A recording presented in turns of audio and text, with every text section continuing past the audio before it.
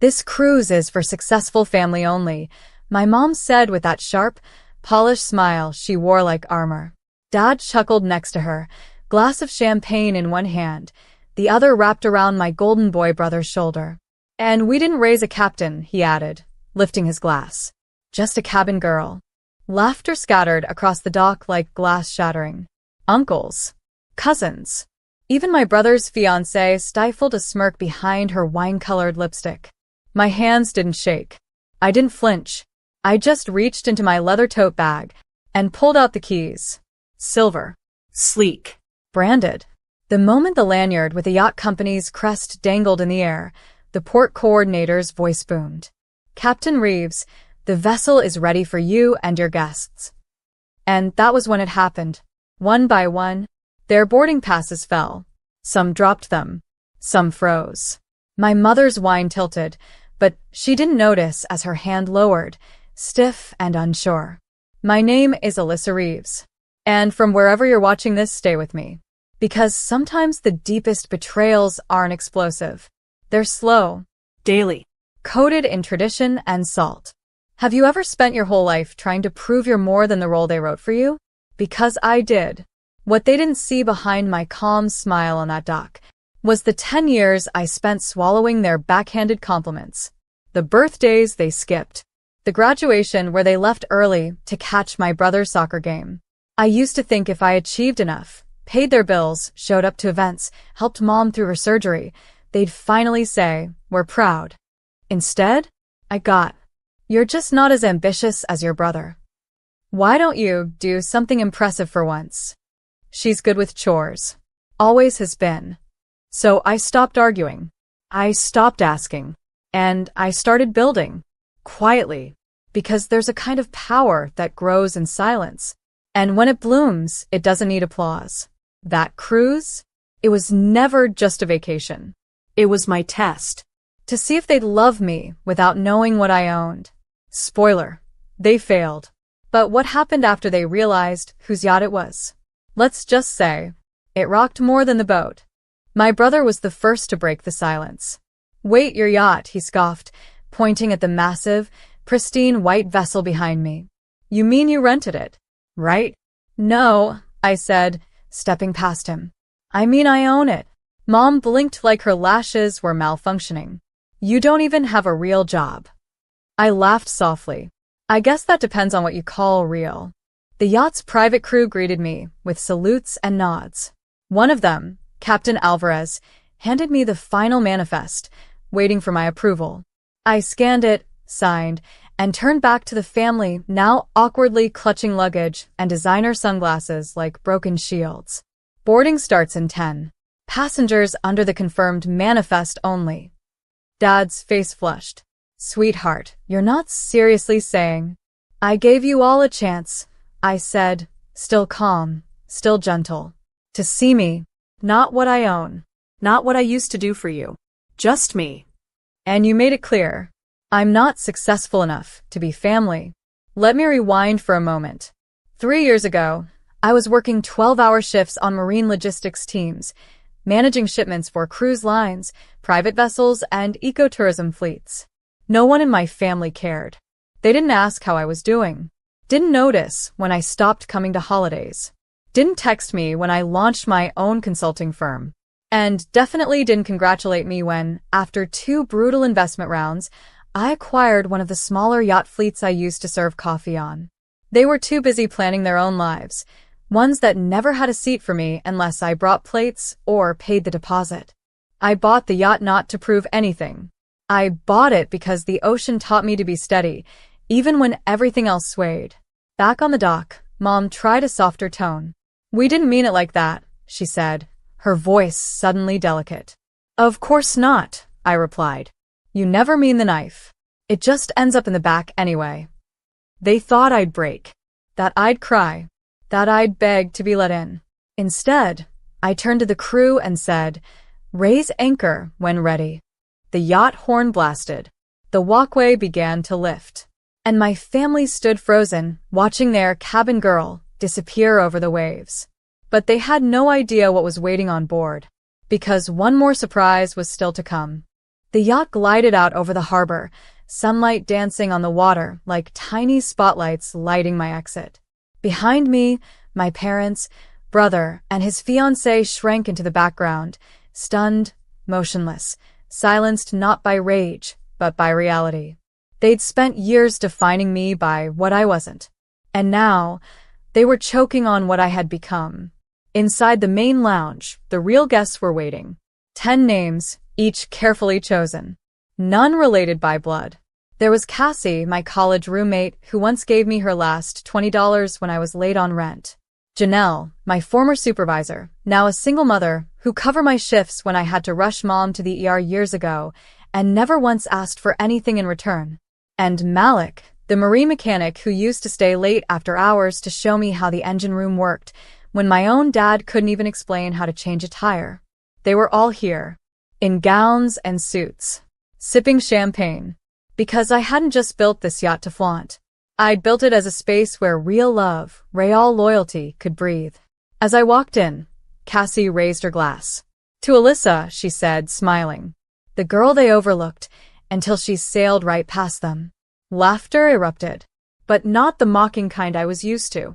The kind that feels like sunlight in your lungs.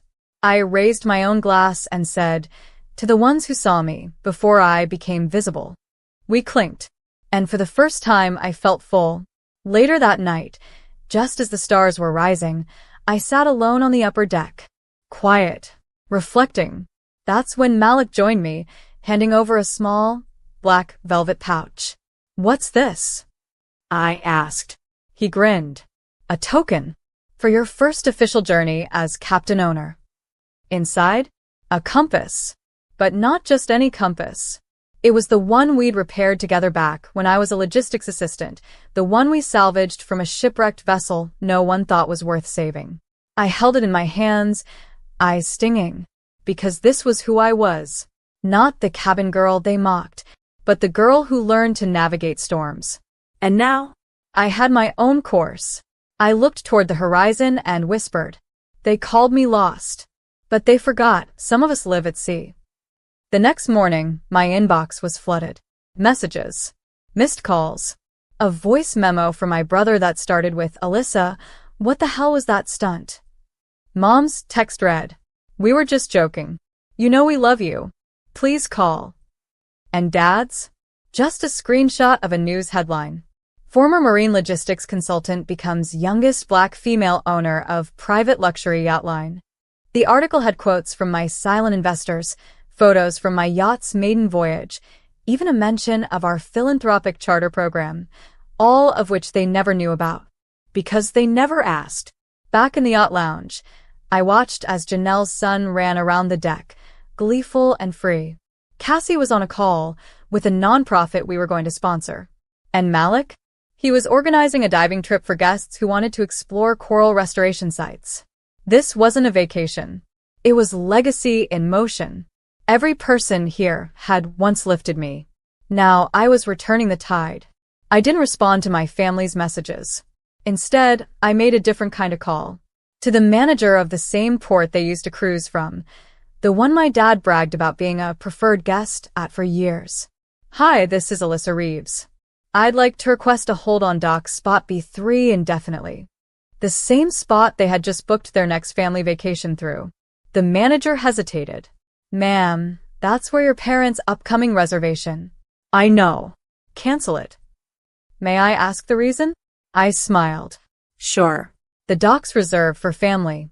Back in the captain's office, I framed the printed version of my yacht license. Not to brag. To remember.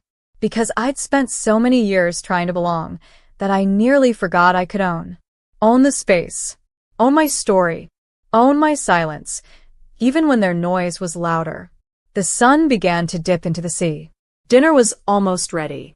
But before I joined my real family, I typed one final message to my mother.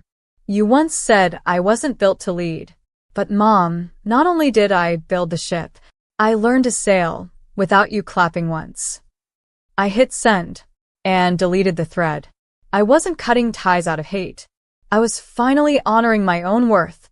By the 5th day, we were anchored off the coast of a quiet island, No tourist traps, no party boats. Just waves whispering like secrets and stars more honest than any family I ever knew. The guests relaxed around a fire pit on the upper deck. Janelle's son was showing Malik how to roast marshmallows while Cassie played soft jazz on the portable speaker. It felt like a scene from a life I used to think belonged to other people, the ones who were invited, who had rooms already made for them. Now, I was the one holding the keys. Around midnight, I got a message request from an unknown number. It was my sister-in-law, the one who once said, "Alyssa's better at cleaning than dreaming. Can we talk? Your parents are hurting. You're still their daughter. And this yacht thing, it's not permanent. Family is." I stared at the message, and I almost laughed. Not because it was funny, because for years, that was the line they'd weaponize anytime I asked for respect. It's just family. It's not that deep. You're being too sensitive. But the truth is, it was that deep. They called me sensitive when I cried quietly in the guest room after being excluded from family decisions, despite paying their bills. They said I was dramatic when I asked for recognition, after organizing, cooking, and financing 4 consecutive family holidays. And they laughed every time I dared to dream bigger than support role. Now, they wanted to talk. I powered off my phone, because closure doesn't always look like a conversation. Sometimes it's simply no longer explaining yourself to people committed to misunderstanding you. The next day, we stopped at a village I used to deliver supplies to as a rookie in logistics. They remembered me. The fishermen, the little girls who once braided my hair, the elder who blessed our voyage with herbs and salt water. We donated new solar equipment. Janelle's nonprofit gave books, and the children gave us the gift of wild, joyful laughter. That night, Cassie whispered to me, "You built a home at sea, one where we all belong." And it hit me. I didn't just escape my family's house. I redefined what family was. Because blood might bind you, but choice builds nations. By the time we reached the next port, word had already traveled. Apparently, a cousin had shared a picture of the yacht online with the caption, "Can't believe Alyssa went full billionaire without telling anyone." The comments? "Wait, her yacht? Isn't she the one who always served food at parties? She must have married rich." Of course. They couldn't believe I did it on my own. They had to assign the credit elsewhere, to a man, to luck, to anything except my own sweat and sleepless years. But I didn't respond. I let the silence speak for me. Again. Instead, I hosted a workshop on board. 10 young women from coastal towns, all of them training to become marine engineers and captains. We toured the ship. They asked questions. I showed them blueprints, engine schematics, the exact points where I made changes to increase fuel efficiency. They were sharp, curious, hungry. And when one of them asked, "How do you deal with people who don't believe you belong here?" I smiled and replied, "I stopped needing permission." Later that evening, a delivery arrived via tender boat. A bouquet. White lilies. A card from my father. "We're sorry. Come home. Let's talk." It was late. Too late. Because I had already built a home without 4 walls. My home was where I was seen, heard, valued. So I had the bouquet returned, with a single message attached. "You taught me that love had terms. I've unlearned that lesson now." Malik caught me watching the sea again that night. "You okay?" he asked. I nodded slowly. Just thinking. It took them 15 years to say sorry. And it took me 15 minutes to realize I didn't need it anymore. He smiled. That's the thing about growing into your own skin. It doesn't fit back into the box they gave you. The next morning, Cassie handed me a surprise. A framed print of the yacht with bold letters across the top. Not the cabin girl. I laughed. It was cheesy. It was perfect. I hung it in the lounge, right above the piano. Not for vanity. For victory. Because this ship wasn't just a vessel. It was a monument. The final leg of the journey took us to a crescent-shaped cove, calm, untouched, the kind of place maps don't name because it's too sacred for tourist brochures. I stood barefoot on the deck, morning wind brushing through my curls. Cassie came up beside me, holding 2 mugs of coffee. Still quiet, she said. Sometimes quiet is the loudest part, I replied. She didn't press. She didn't need to. That's the thing about real family. They don't demand your story. They wait until you offer it. Later that afternoon, I pulled out an old journal. The same one I kept when I was 19, sleeping on a mattress in my parents' attic, writing down goals like own a boat one day or travel without asking permission. The pages were wrinkled, tear-stained in places, scribbled with dreams no one believed in except me. One entry caught my eye. Stop trying to be what they want. Be what you needed when you were younger. It felt prophetic now, because this space was exactly that. A place where no one laughed at your ambition, where women led without apology, where dignity was not earned, but inherent. That night, we had a final dinner on the top deck. The table was full of stories, of laughter, of real love. Not a single person asked me to serve. Not a single voice overpowered mine. And when Malik stood up with a toast, his voice cracked just once. To Alyssa, you didn't just build a business. You built us a home. I tried to smile, but my eyes betrayed me. Tears ran freely. For once, I let them, because these weren't tears of loss. They were tears of arrival. After dessert, I slipped away and stood at the stern, alone again, but never lonely. That's when I got one final message. From my brother. Mom and Dad are selling the house. Things haven't been the same since you left. They still talk about that cruise. About how you made your point. Just wanted you to know I get it now. And I'm proud of you. I read it twice. And then I closed the message, not with bitterness, but with peace. Because I finally understood something I never did before. Not everyone who laughs at you will stay blind. Some will remember. Some will learn. The final morning felt different. Not because anything grand happened. Not because of the ocean or the guests or even the island behind us. But because for the first time in my life, I felt free. Not running. Not fighting. Just being. We docked quietly at a private port, the one I now owned a majority share in. The same port where my father used to flash his badge and name-drop friends just to get upgraded tickets for family cruises. He once said to a manager in front of me, "My daughter? She's more useful on deck than in the boardroom." Funny, because now my name was printed on the ownership plaque outside the VIP lounge. As the crew disembarked and Cassie hugged me goodbye, I looked around one last time. This vessel, my floating rebellion, my proof of self, had become more than a yacht. It was a courtroom, a classroom, a confessional, and it had done something no family gathering ever did.